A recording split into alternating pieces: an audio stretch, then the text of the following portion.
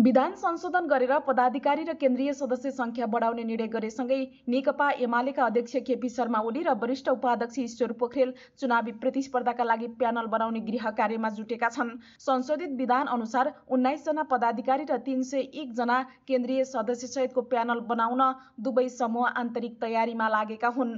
ओली समूहले पदाधिकारी सहित केन्द्रीय सदस्यहरूको प्रारम्भिक सूची तयार गरिसकेको छ। सोही अनुसार नै इतर पक्षको विरोधका बीच पनि विधान संशोधन गराएर पदाधिकारी र केन्द्रीय संख्या बढाउने निर्णय भएको छ। ओली समूहमा सबैभन्दा पेचिलो पद महासचिव बनेको छ।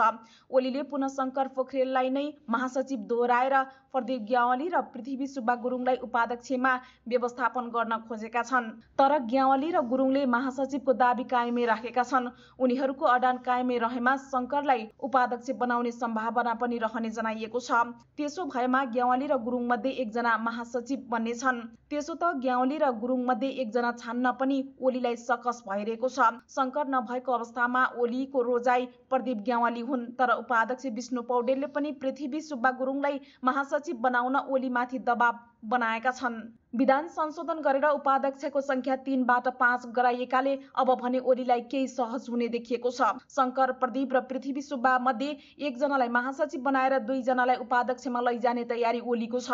अहिले उपाध्यक्ष रहेका विष्णु पौडेल, रामबहादुर थापा बादल र गुरुङ बराल सोही पदमै दोहोरिनेछन्।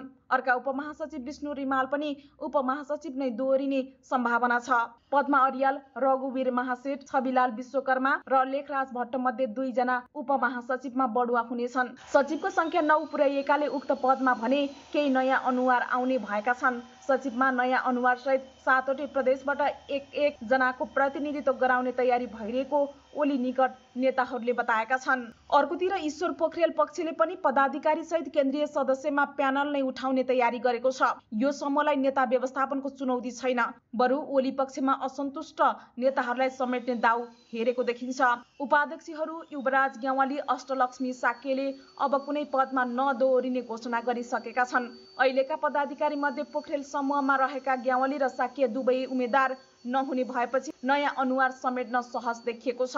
यो समूहबाट बिन्दा पाण्डेले उपाध्यक्षमा दाबी गरेकी छिन्। उपाध्यक्षमा पाण्डेको नाम लगभग टुङ्गो लागेको जनाइएको छ। सुरेन्द्र पाण्डे पनि पोखरेल प्यानलबाट उपाध्यक्ष उठ्नेछन्। यद्यपि पोखरेलले उनलाई महासचिवको उम्मेद्वार बनाउन सक्ने सम्भावना पनि छ। ओली प्यानलबाट शंकर पोखरेल नै महासचिवमा दोहोरिने अवस्थामा ईश्वरले पाण्डेलाई महासचिवमा अघि सार्ने योजना बनाएका छन्। यदि पाण्डे उपाध्यक्ष भए भने महासचिवमा गोकर्ण विष्ट उम्मेद्वार हुनेछन्। योगेश भट्टराईले पनि महासचिवमा दाबी गरेका थिए, तर उनी उपमहासचिव हुन तयार भइसकेका छन्।